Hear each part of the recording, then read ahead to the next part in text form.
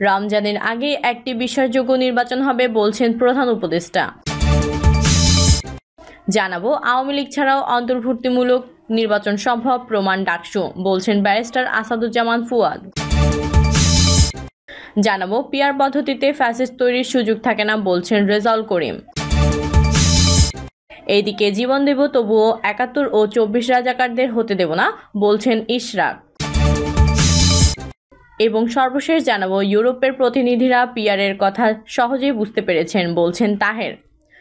এতক্ষণ শুনছিলেন সংবাদ শিরোনাম, এবার বিস্তারিত।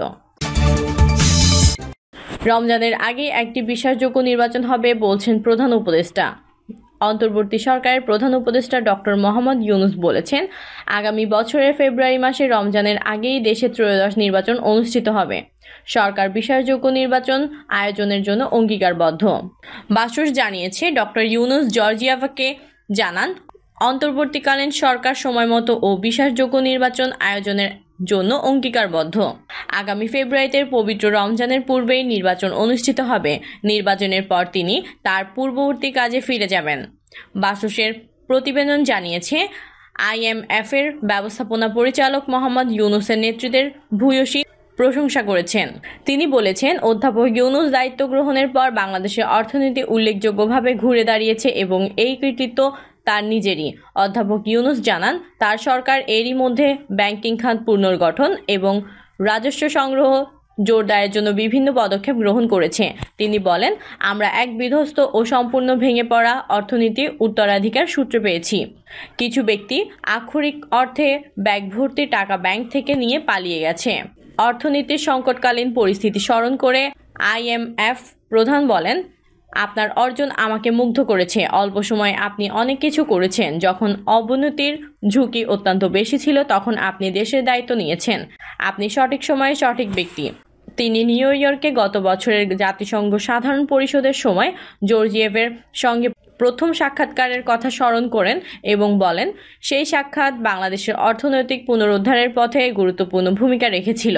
অন্তর্বর্তী সরকারের প্রধান উপদেষ্টা পুনরায় আশ্বস্ত করেন যে আগামী ফেব্রুয়ারি রমজান মাসের আগে নির্ধারিত সময়ে বিশ্বাসযোগ্য নির্বাচন অনুষ্ঠিত হবে। তিনি আরও স্পষ্ট করেন, নির্বাচন শেষে তিনি তার পূর্বের কাজে ফিরে যাবেন। ফোন আলাপে আইএমএফ প্রধান বাংলাদেশের ব্যাংকিং খাতের সংস্কার ও অভ্যন্তরীণ রাজস্ব বাড়ানোর উপর বিশেষ জোর দেন। তিনি বলেন, বাংলাদেশের ইতিহাসে এই অমূল্য সময়ে শক্ত অবস্থানে যেতে হলে সাহসী সংস্কার অনিবার্য। আওয়ামী লীগ ছাড়াও অন্তর্ভুক্তিমূলক নির্বাচন সম্ভব, প্রমাণ ডাকসু, বলছেন ব্যারিস্টার আসাদুজ্জামান ফুয়াদ। আওয়ামী লীগকে অংশগ্রহণের সুযোগ না দিলে আসন্ন জাতীয় সংসদ নির্বাচন অন্তর্ভুক্তিমূলক হবে না বলে তুলে ধরার চেষ্টা করছে একটি মহল। তবে এবারের ঢাকা বিশ্ববিদ্যালয় কেন্দ্রীয় ছাত্র সংসদ নির্বাচনের মাধ্যমে তাদের যে মত ভুল প্রমাণ হয়েছে বলে মনে করছেন আমার বাংলাদেশ পার্টির ব্যারিস্টার আসাদুজ্জামান ফুয়াদ। ব্যারিস্টার ফুয়াদ বলেন, ডাকসু নির্বাচনে ৭৮% ভোট পড়া প্রমাণ করে আওয়ামী লীগ, ছাত্রলীগ, জাতীয় পার্টি ছাড়াও অন্তর্ভুক্তিমূলক নির্বাচন সম্ভব। ২৪ জুলাই আগস্টে গণ অভ্যুত্থানের মাধ্যমে পতিত আওয়ামী লীগ আবারও দেশের রাজনীতিতে ফিরতে পারবে কিনা এমন প্রশ্নের জবাবে তিনি বলেন, আওয়ামী লীগ ফিরে আসবে না যদি আমরা সবাই ঐক্যবদ্ধ থাকতে পারি, যদি আমরা সংকল্প নেই যে আমরা গণ অভ্যুত্থানের স্পিরিটকে ধরে রাখব। প্রসঙ্গত, গত ৯ সেপ্টেম্বর উৎসবমুখ পরিবেশে অনুষ্ঠিত হয় ডাকসু নির্বাচন। এতে নিরঙ্কুশ জয় পেয়েছে ছাত্র শিবির সমর্থিত ঐক্যবদ্ধ শিক্ষার্থী জোট। এই প্যানেলে প্রার্থীরা ভিপি, জিএস, এজিএস সহ ২৮ পদের ২৩টিতে জয়লাভ করেছে। পিআর পদ্ধতিতে ফ্যাসিস্ট তৈরির সুযোগ থাকে না, বলছেন রেজাউল করিম। ইসলামী আন্দোলন বাংলাদেশের আমির মুফতি সৈয়দ মোহাম্মদ রেজাউল করিম বলেছেন, পিআর পদ্ধতিতে জাতীয় নির্বাচন দিতে হবে। পিআর পদ্ধতির নির্বাচনে ফ্যাসিস্ট চরিত্রের সরকার তৈরি এবং এককভাবে ক্ষমতায় যাওয়ার সুযোগ থাকে না। প্রতিটি ভোটারের ভোটের মূল্যায়ন হয়। বাংলাদেশের সব রাজনৈতিক দলের প্রতিনিধি সংসদে যাওয়ার সুযোগ তৈরি হয়। এই জন্যই আমরা পিআর পদ্ধতিতে নির্বাচন চেয়েছি। যারা চায় না, বোঝে না, তারা বুঝবে। এখন তো বোঝা কিছুটা শুরু করেছে। এই সময় রেজাউল করিম বলেন, যারা দেশ গড়ার এবং জুলাই সনদের আইনি স্বীকৃতি নির্বাচনের আগে দেওয়ার ব্যাপারে গড়িমসি করছে, আমি তাদের পরিষ্কার বলবো, যদি বুঝতে ভুল করেন সময় নেন। ঢাকা ও জাহাঙ্গীরনগর বিশ্ববিদ্যালয়ের দিকে তাকান, সেখানে কিন্তু জুলাই চেতনার বাস্তবায়ন হয়েছে। এই জন্য বলছি, এখনও বোঝার সুযোগ রয়েছে। তিনি বলেন, জুলাই সনদের আইনি ভিত্তি নির্বাচনের আগেই দিতে হবে।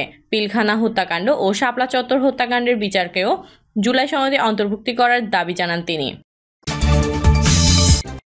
জীবন দেব, তবু ৭১ ও ২৪ রাজাকারদের হতে দেব না, বলছেন ইশরাক। পিআর নির্বাচন পদ্ধতি নিয়ে উদ্বেগ প্রকাশ করেছেন বিএনপির নেতা ইশরাক হোসেন। মঙ্গলবার মধ্যরাতে ফেসবুকে দেওয়া এক পোস্টে তিনি আশঙ্কা প্রকাশ করেন এই পদ্ধতির মাধ্যমে দেশের স্বাধীনতা ও সার্বভৌমত্ব হুমকির মুখে পড়তে পারে। ইশরাক লিখেছেন, একটি রাজনৈতিক দল এই মুহূর্তে কেন পিআরের জন্য মরিয়া হয়ে উঠতে পারে? অনেকের মতো সেটাও আমার প্রশ্ন। যদি একটি দলের সম্ভাব্য ভোটের শতাংশ দেশের নিবন্ধিত মোট ভোটারের একটি নগণ্য অংশ হয়, তাহলে পিআর পদ্ধতির মাধ্যমে দেশবিরোধী চক্রান্তকারী আওয়ামী লীগের সাথে আঁতাত করে নিজ মার্কায় আওয়ামী ভোট কাস্ট করে ক্ষমতা দখল অথবা দেশের নিয়ন্ত্রণ প্রতিষ্ঠা করার উদ্দেশ্য থাকতে পারে। ২. সংখ্যায় অতি নগণ্য হলেও বাংলাদেশের মাটিতে কিছু বিচ্ছিন্নতাবাদী গোষ্ঠী রয়েছে, যাদের একটি বড় অংশকে সরাসরি ভারত পৃষ্ঠপোষণ ও আশ্রয় দেয়। এছাড়া ভারতের অঙ্গরাজ্যে পরিণত হতে চাওয়া সমর্থক গোষ্ঠীও তৈরি হয়েছে বিগত ১৭ বছরে।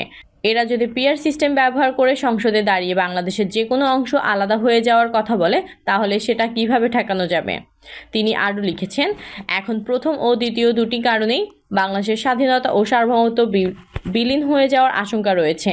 এখানে প্রতিবেশী ভারত তার নিজস্ব বলয় তো বসাবেই, বিশ্বের অন্যান্য সুপার পাওয়ারগুলো একই পদ্ধতি অবলম্বন করবে। আমি অতি সাধারণ মানুষ, আমার কাছে হিসাবটা সোজা। অতীতে যারা স্বাধীন বাংলাদেশ চায়নি এবং বর্তমানকালে যারা পতিত হয়েছে, তারাও স্বাধীন বাংলাদেশ বিক্রি করেছে। দুইটা একই জিনিস। তাদের ক্ষমতা চাই, দেশ তাদের প্রভুদের। এখন পাকিস্তানপন্থী আর ভারতপন্থী দুইটাই মিল লাগেছে। শেষে ইশরাক হোসেন স্পষ্ট করে জানান, বাংলাদেশের জনগণ কোনো দালালদের কাছে রাজপথ ইজারা দেয় নাই। দেশবিরোধী কাজ যারা করবে তাদের পিঠের চামড়া তুলে নেওয়া হবে। দেশের জন্য জীবন দিয়ে দেব, তবু ৭১ আর ২৪ এই দুই প্রজাতির রাজাকারদের হতে না অন্য যে কোনো দেশের দালালদের কাছে নত হব ইনশাল্লাহ। ইউরোপের প্রতিনিধিরা পিআরের কথা সহজেই বুঝতে পেরেছেন, বলছেন তাহের। ইউরোপীয় পার্লামেন্টের উচ্চ পর্যায়ের প্রতিনিধি দলের সঙ্গে গণমাধ্যমের সঙ্গে কথা বলেছেন ডক্টর সৈয়দ আবদুল্লাহ মোহাম্মদ তাহের। বাংলাদেশ জামায়াতে ইসলামের নায়েবে আমির ডক্টর সৈয়দ আবদুল্লাহ মোহাম্মদ তাহের বলেছেন, আমরা পিআর চাই উভয় কক্ষে। অধিকাংশ মানুষ পিআরের পক্ষে। ইউরোপের প্রতিনিধিরাও বলছেন তাদের দেশেও পিআর সিস্টেম রয়েছে, তারা আমাদের কথা সহজেই বুঝতে পেরেছেন। তিনি আরও বলেন, আমাদের সঙ্গে তাদের খুব সৌহার্দ্যপূর্ণ আলোচনা হয়েছে। বাংলাদেশের বর্তমান পরিস্থিতি নিয়ে কথা হয়েছে। ফেব্রুয়ারি নির্বাচনের ব্যাপারেও আলোচনা হয়েছে। নির্বাচন সুষ্ঠু হবে কি না, কিভাবে হবে, এইসব বিষয়ে মূলত তারা জানতে চেয়েছেন। সাংবাদিকদের এক প্রশ্নের জবাবে তিনি বলেন, মেয়াদ বাড়ালেই যে ঐকমত্য পৌঁছানো যাবে তা আমি মনে করি না। ঐকমত্য পৌঁছাতে ১ ঘন্টাও যথেষ্ট। তারপরেও সময় বাড়ানো হয়েছে। এর দুটি কারণ হতে পারে, একটি আন্তরিকভাবে আরও কিছু বের হয়ে কিনা তা দেখা, কিন্তু আমি সন্দেহ করি এটা সময় নষ্ট করার কৌশল। এখন মানুষের মধ্যেও এই প্রশ্ন ঘুরপাক খাচ্ছে। তিনি আরও বলেন, জাকসুর ক্ষেত্রে দেখা গেছে ৭২ ঘন্টার বেশি সময় ধরে ফল ঘোষণা দেয়নি। সবার চোখের সামনে ছিল বলেই ফল উল্টাতে পারেনি, কিন্তু মানসিকতা তো রয়ে গেছে ফল উল্টে দেওয়ার। জাতীয় নির্বাচনেও এমন হওয়ার আশঙ্কা রয়েছে। তাই আমরা বলেছি, পিআর সিস্টেম হলে এককভাবে কোনো প্রার্থী কোনো এলাকায় দাঁড়াবে না এবং কেন্দ্র দখলের আগ্রহ হারাবে। এজন্য অন্তত একবার পরীক্ষামূলকভাবে পিআর সিস্টেমে নির্বাচন চাই। ভালো না হলে পরবর্তী সময়ে পরিবর্তন করা যাবে। আরেক প্রশ্নের জবাবে তিনি বলেন, আমরা এরই মধ্যে ২-৩ মাস ধরে কনসাস কমিটির সঙ্গে কাজ করছি। আমরা ঐকমত্য পৌঁছেছি। এটিকে আইনি ভিত্তি দেওয়া এখন কেবল একটি সিদ্ধান্তের বিষয়। আমরা দেখছি ১ মাস ঘুরে ফিরে আবার ১ মাস পিছিয়ে গেছি, একই জায়গায় দাঁড়িয়ে আছি। এর ফলে আরও একটি মূল্যবান মাস চলে গেছে। প্রিয় দর্শক, এই ছিল সর্বশেষ সংবাদ। আপডেট সব সংবাদ পেতে চ্যানেলটি সাবস্ক্রাইব করে বেল আইকনটি ক্লিক করে রাখুন। কমেন্টে আপনার মতামত জানিয়ে আমাদের সাথেই থাকুন। ধন্যবাদ।